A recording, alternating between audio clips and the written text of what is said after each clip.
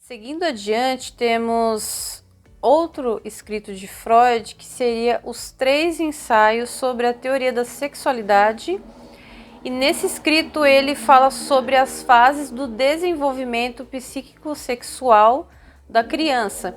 Qual a relação desse escrito com o inconsciente e como ele se manifesta? Durante o escrito, os 3 ensaios sobre a teoria da sexualidade, temos o desenvolvimento psíquico-sexual.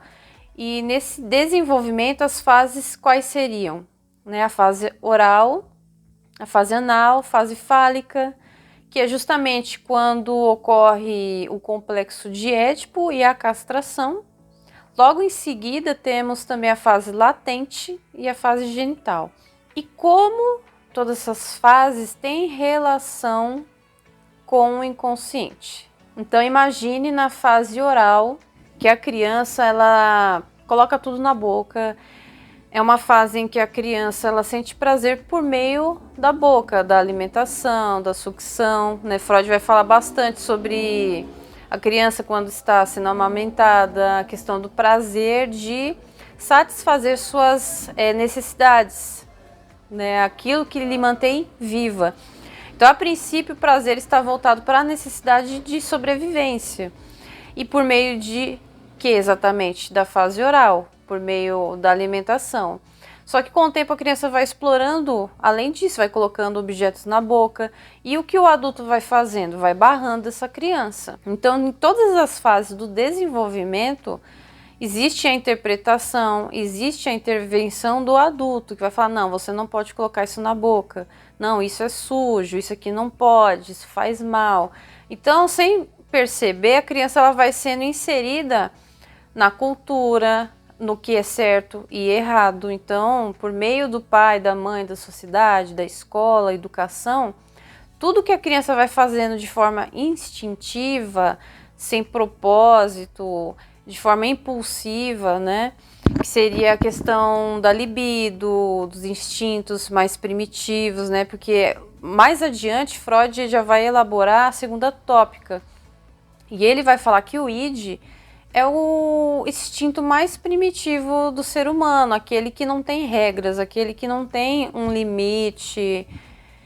Mas voltando para a questão da fase oral, a criança ela vai sendo inserida culturalmente naquilo que é tido como certo, errado, ela vai reprimindo, então ela vai deixando de fazer coisas que ela fazia. Na fase anal vai ocorrer a mesma coisa, a criança ela vai aprender a controlar seus esfíncteres, que seria o quê? Ela vai aprender o momento de fazer xixi, de não fazer o cocôzinho, não fazer, então ela vai entender que existe também uma questão ali de controle. Ela aprende o momento que pode, que não pode, onde tem que ser feito, onde não pode ser feito. Ela vai também observando a reação do pai, da mãe, na escola. Quando eu faço tal coisa, em tal lugar, no momento exato, a pessoa me elogia, eu sou tida como fiz algo certo. E como que isso influencia no inconsciente? Porque o que ocorre na fase anal, onde a criança aprende que pode ou não fazer uma coisa, automaticamente isso vai sendo interpretado pela criança como além disso. Então, a fase anal não é simplesmente só controlar o xixi, o cocô, onde vai ser feito, que hora tem que ser feito, mas isso ele influencia nos comportamentos futuros. Tipo, a criança ela vai ser uma pessoa muito controladora no futuro, vai ter necessidade de controle, ela vai se sentir perdida futuramente quando ocorrer situações que ela precisa fazer ou não uma determinada coisa. De forma inconsciente, o que ocorre na fase anal? Aprender a como lidar com a questão do controle. Da mesma forma que uma pessoa, se a gente voltar para a fase oral, que é a primeira fase, Quando a pessoa se sente em perigo, por exemplo, terminou um relacionamento, está depressiva, o que muitas pessoas fazem durante isso? Come compulsivamente, começa a fumar compulsivamente, beber compulsivamente, comprar coisas. Então, tudo isso, todas essas fases do desenvolvimento, elas continuam atuando de forma inconsciente. Então, uma pessoa, como eu disse agora, quando ela termina, por exemplo, um relacionamento, o que pode acontecer? Sem perceber, ela começa a comer compulsivamente. Por quê? A fase oral, ela remete uma coisa muito primitiva de um momento de segurança que a pessoa teve. Então, a criança naquele momento se sentiu segura nos seios da mãe, sendo amamentada, sentiu um prazer. Então, é como se a pessoa voltasse para esse momento de prazer, de segurança, de algo que ela reconhece, de algo que lhe trouxe um prazer, um conforto. Então, essas fases do desenvolvimento, elas influenciam na vida adulta. Elas moldam como ocorrem os processos psíquicos, como que se manifesta o consciente e o inconsciente. O consciente é o que a pessoa aprendeu a fazer. E o inconsciente é aquilo que ela realmente deseja, como ela se sentiu naquele momento, naquela fase do desenvolvimento. Então, a fase anal, ela influencia futuramente, sim. Então, imagine uma mãe, por exemplo, que ficou falando para a criança, você tem que lavar a mão, e toda hora, porque você não lavar com sabão, as bactérias vão entrar e vai criar verme na sua barriga. Então, às vezes, a mãe, o pai está ensinando, só que não sabe como a criança está interpretando. A criança pode estar interpretando de uma forma assustadora. Ela pode estar interpretando assim, nossa, então vou ficar com verme dentro da barriga, uma lombriga gigante, e ela imagina inúmeras coisas. E aí isso cria um trauma, que a gente vai chamar a repressão de trauma. E o que seria esse trauma? É não saber lidar com aquela situação naquele momento, daquilo que foi feito. A criança fez algo que não é aceitável pelo adulto. E aí, em cima daquilo que não é aceitável, gera um trauma. E esse trauma, ele é composto pelo quê? Pela repressão. Então, em cima daquilo que eu fiz naquele momento, a criança fez uma coisa naquele momento que não foi aceita. Que foi, por exemplo, colocar a mão suja de terra na boca. Aí a mãe fala, você vai ficar com verme. Então, ela fica traumatizada. O que acontece? Então, não posso fazer isso, tem que ficar lavando a mão toda hora e passa sabonete. E aí fica uma compulsão por controle.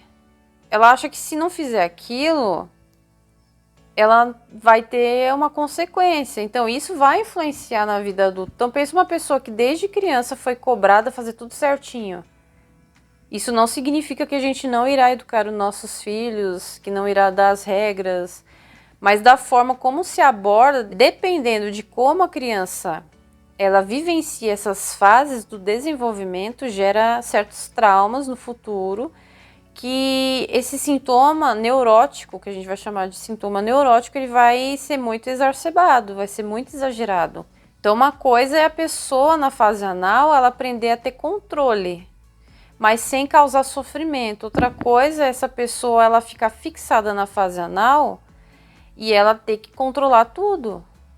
Desenvolver toque, por exemplo, de conferir um monte de vezes, será que eu realmente tranquei a porta? Será que eu realmente apaguei a luz? Será que eu esqueci de desligar o gás? Será que eu deixei o ferro ligado? Então, quando a pessoa ela se fixa muito no controle, de não se permitir errar, de tudo tem que estar milimetricamente calculado, a pessoa ela provavelmente pode ter se fixado nessa fase. De tudo tem que estar perfeitamente calculado. Se algo sai errado, a pessoa entra em um conflito, ela tem um sofrimento exagerado caso as coisas não sejam como planejado. E quando o que foi planejado não sai como o planejado, a pessoa tem sintomas. Ela fica ansiosa, fica depressiva, obsessiva. Então, isso tem ligação com o desenvolvimento psicossexual que Freud aborda nesse livro os 3 ensaios sobre a teoria da sexualidade. Então, tudo de informação que a pessoa vai adquirindo durante a fase oral, fase anal, isso influencia no quanto se recalca o inconsciente, se reprime esse inconsciente e em cima se coloca uma informação aceitável, aquilo que eu devo seguir em sociedade. Por isso que existem os sintomas neuróticos, porque seria o conflito entre aquilo que a pessoa fazia e em um determinado momento aquilo não foi aceito, e em cima desse acontecimento, daquilo que não tinha sentido, foi colocado um significado, uma informação que futuramente a gente vai falar que seria mais voltado para Lacan, mas isso a gente vai falar mais para frente. Depois da fase anal, temos a fase fálica, a fase em que a criança ela vai percebendo a diferença de gênero, dos genitais, da questão de o pai é de um jeito, a mãe é de outro, um tem algo que o outro não tem.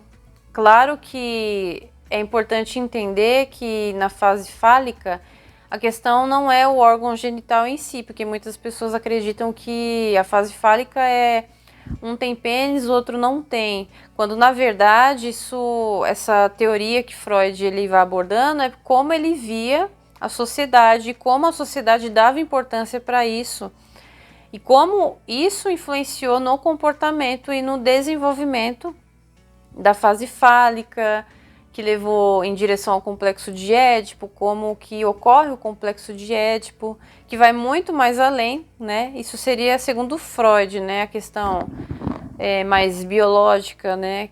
E a questão da importância da sociedade naquela época. A sociedade se importava muito com essa questão do gênero, das posições, como cada gênero se comportava, qual era o papel dos homens e das mulheres e o quanto isso influenciou e se forma a fase fálica, né?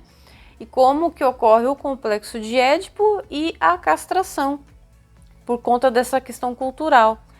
Então, é importante entender que na fase fálica, né, que tem a parte do complexo de Édipo, que, por exemplo, o menino tem amor pela mãe, né, e vai falar sobre o desejo incestuoso, e que vem o pai que vai castrar esse menino, e ele, com medo de ser castrado, ele abre mão do desejo pela mãe para que não perca, no caso, aquilo que é muito importante para ele, né?